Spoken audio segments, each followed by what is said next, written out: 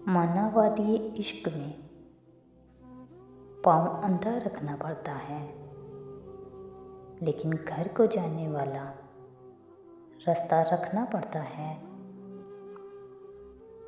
तन्हाई वो जहर बुझी तलवार है जिसकी दहशत से बाजों का तो दुश्मन को भी जिंदा रखना पड़ता है। जबर की जितनी ऊंची चाहो तुम दीवार उठा लेना, लेकिन इस दीवार में एक दरवाज़ा रखना पड़ता है। हिजर का दरिया आन पड़ा है, बीच तो कोई बात नहीं। इश्क में साथी थोड़ा सा तो हौसला रखना पड़ता है। बेखबरी की शामें हों तो फिर इस मुसाफिर को सहरा में भी सिमतों का अंदाज़ा रखना पड़ता है।